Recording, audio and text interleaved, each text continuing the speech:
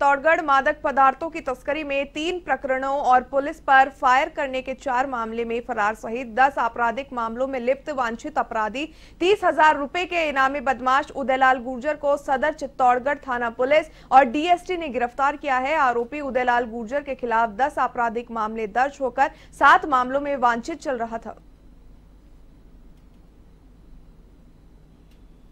श्री बालाजी महाराज घाटा मेहंदीपुर ट्रस्ट द्वारा मेहंदीपुर बालाजी मंदिर से प्रयागराज महाकुंभ के लिए निशुल्क बस यात्रा महंत डॉक्टर नरेशपुरी महाराज के सानिध्य में रवाना हुई।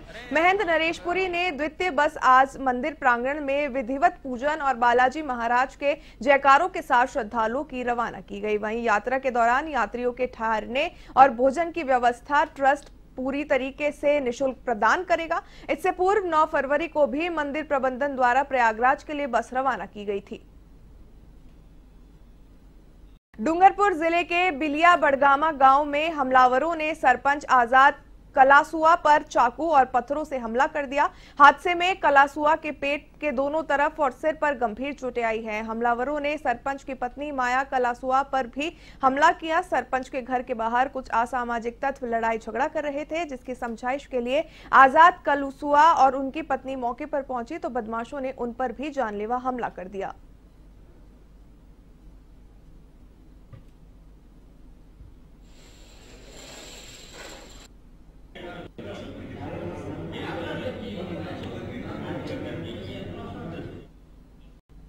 हनुमानगढ़ में अखिल भारतीय खेल मजदूर यूनियन के बैनर तले मनरेगा मजदूरों ने जिला परिषद कार्यालय पर प्रदर्शन किया।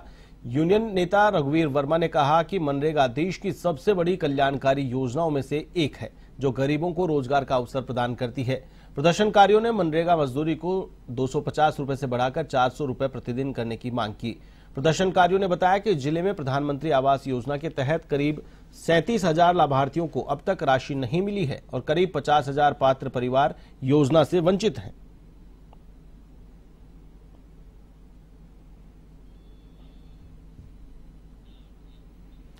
जिला कलेक्टर डॉक्टर अर्तिका शुक्ला ने एक और नवाचार करते हुए अलवर मिनी सचिवालय में पालना गृह की थीम पर वात्सल्य केंद्र की शुरुआत की है। शुक्रवार को कलेक्टर रूम में के पास स्थित वात्सल्य केंद्र का फीता काटकर उद्घाटन किया गया। कलेक्टर शुक्ला ने बताया कि भारत सरकार की गाइडलाइन के आधार पर वात्सल्य केंद्र की शुरुआत की गई है। यहां मिनी सचिवालय में कार्यरत महिलाओं का ऑफिशियल कार्य छोटे बच्चों के कारण प्रभावित ना हो, इसी उद्देश्य के साथ यह शुरुआत की गई है।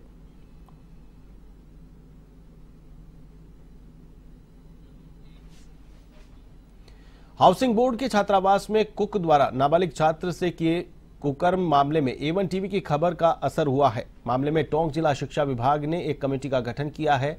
आपको बता दें कि 2 दिन पूर्व निजी छात्रावास में पढ़ने वाले एक छात्र के साथ वहीं के एक कुक ने कुकर्म कर दिया था, जिसके बाद पुरानी टोंक थाने में पॉक्सो एक्ट में मामला दर्ज किया गया। सबसे पहले A1 टीवी ने यह खबर दिखाई। खबर दिखाने के बाद जिला शिक्षा विभाग ने मामले को गंभीरता से लेते हुए जांच के लिए 3 सदस्यीय कमेटी गठित की। कमेटी 3 दिन में मामले की रिपोर्ट शिक्षा विभाग को सौंपेगी।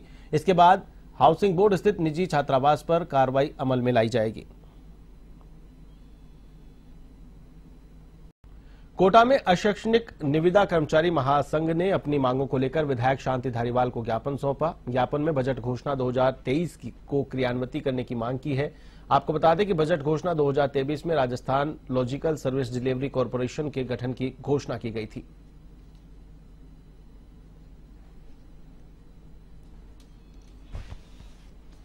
छबड़ा ब्लॉक में नव भारत साक्षरता परीक्षण कार्यक्रम का आयोजन नीमथुर मंदिर परिसर में आयोजित किया गया। परीक्षण में 27 ग्राम पंचायतों के पीईओ, प्रधानाचार्य, साक्षरता प्रभारी ने भाग लिया। मुख्य ब्लॉक शिक्षा अधिकारी ओम प्रकाश कालव की अध्यक्षता, शंकर लाल नागर के मुख्य अतिथि में कार्यक्रम हुआ।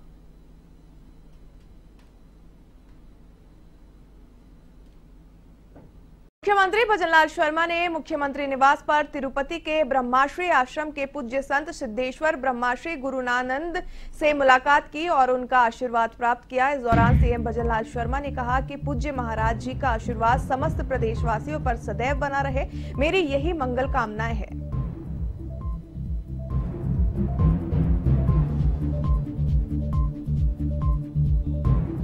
राजस्थान सरकार के द्वारा नई आबकारी नीति 2025 बनाई गई है, जिसके चलते छोटे छोटे समूह को मजबूत करने का क्लस्टर के रूप में प्रयास किया जा रहा है। इसी को लेकर राजस्थान शराब ठेकेदार यूनियन के प्रदेश अध्यक्ष पंकज धनखड़ बीकानेर पहुंचे और शराब नीति का विरोध किया। इस दौरान उन्होंने विधानसभा घेराव का भी ऐलान किया है। तो इसी को लेकर हमारे संवाददाता के सिंह ने पंकज धनखड़ से खास बातचीत की। राजस्थान सरकार के द्वारा नई लिकर पॉलिसी यानी नई शराब नीति शुरू कर दी गई है। इसके तहत तमाम तरह के क्लस्टर बनाए गए हैं और उन क्लस्टरों में दुकानों का संयोजन किया गया है। इस वक्त हमारे साथ मौजूद हैं बीकानेर आए हुए पंकज धनखड़, जो कि राजस्थान शराब एसोसिएशन के प्रदेश अध्यक्ष हैं। बात करते हैं राजस्थान में नई शराब नीति, क्या कहेंगे, इस शराब नीति को किस तरह से मानते हैं?